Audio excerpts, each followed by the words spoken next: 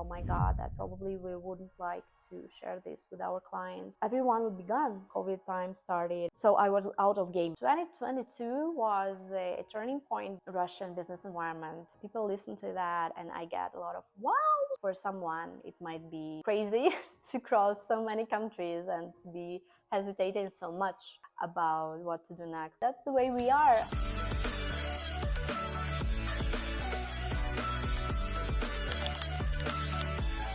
Hi everyone, this is Katia Bikain. Today I'm wearing my Mr. Sample denim jacket from China because we wanted to experiment a little bit with embroidery. So I have been ordering some samples of shirts and denim and everything that would be possible to embroider on, and I'm testing them now. So here I have a Mr. Sample and I have my beaded breakfast cuff and a little bit of rings to show you. So today's topic would be about my personal story, which is extremely important for me because it reveals a lot about my way and about why I kept silent for 10 years and why I didn't start this YouTube channel earlier, why didn't we talk about our inner business things and processes before, even though we've had so much experience of international sales and being presented here and there. So I would like to share this story with you because I feel important that you should know this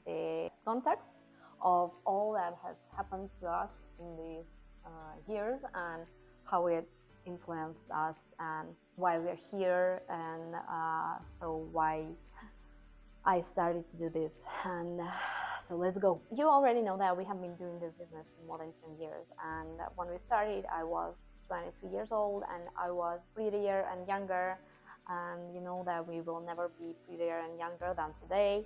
So I always keep telling myself these simple things, but still, then at that time I was 23, and my husband, who is as well my business partner, he encouraged me to keep posting and to be a brand ambassador for my stores, to wear a lot of sweaters, to style myself, and to get out often and to talk to the right people, etc. So I love all of that, and I love this social life.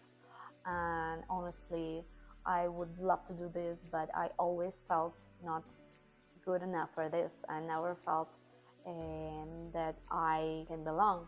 And we always kept pouring our money, personal money and all money we had, into business. I never got to buying myself eat bags like a Birkin or something that I would feel more confident with.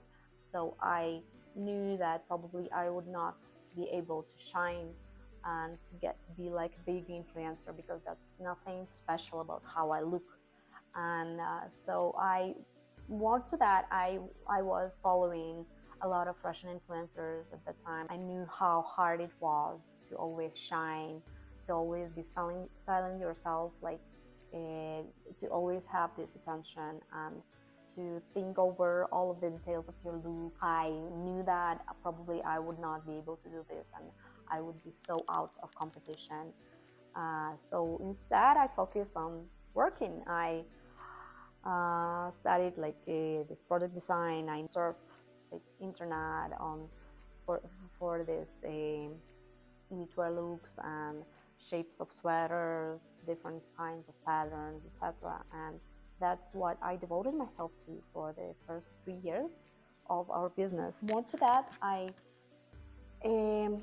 already told you that at that time I was extremely ashamed of how small we were as a brand, and I knew that as we didn't have any office or decent warehouse or a big team who would work with us, I thought that, oh my God, that probably we wouldn't like to share this with our clients, with our audience, because everyone would be gone. So years went by, and in 2020 I gave birth to my first baby, and it went along with COVID.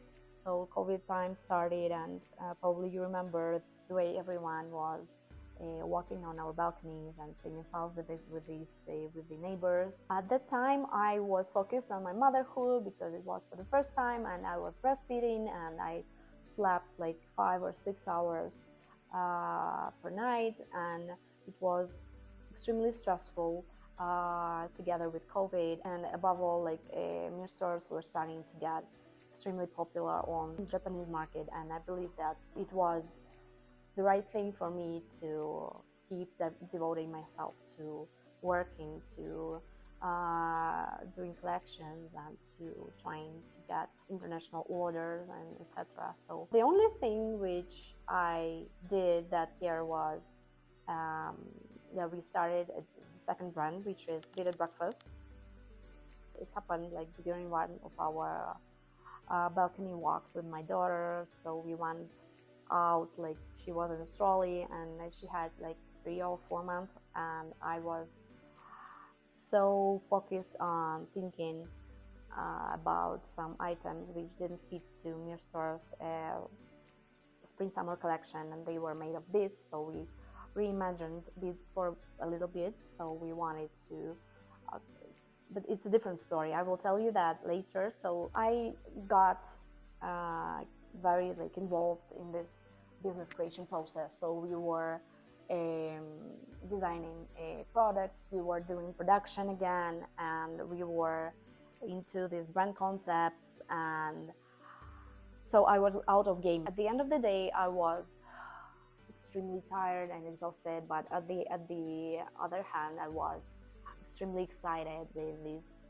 upcoming new brand, which was born in June of 2020. So 2020 was not about social media for me. It was about motherhood and balancing work and family.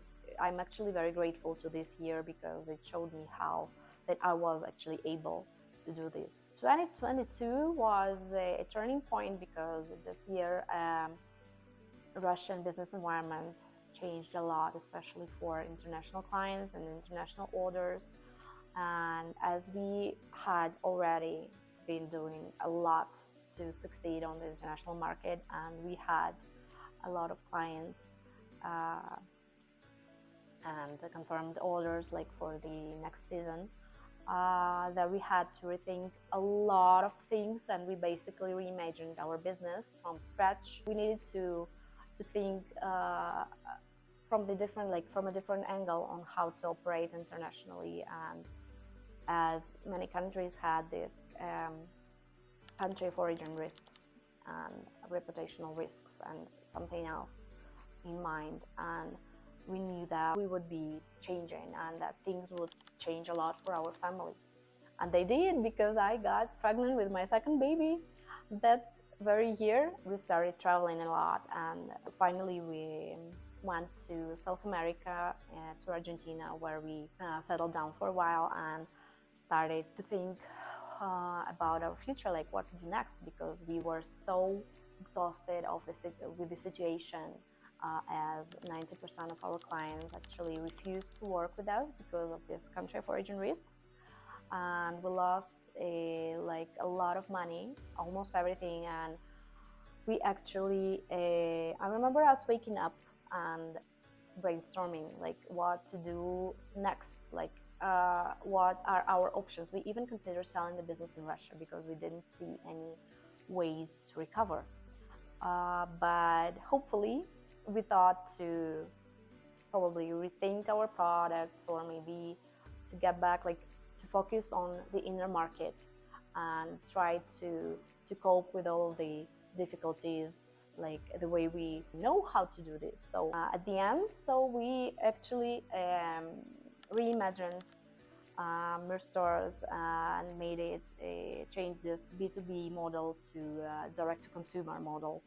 And we're very proud of how it all happened, because it turned out to be like a lot of work, including work with the product, because we reimagined our symbol and we started doing bright and confident pieces, like our sheep cardigan, or like our art-inspired knitwear. So we got bolder because we knew that we had almost nothing to lose. And that's how we grew within Russia. And after that, we started getting back to the worldwide markets. How it happened? We actually made this skiers collection in 2024, and it required a lot of my presence and a lot of my devotion. And I knew that if we do something extremely different, it would make a difference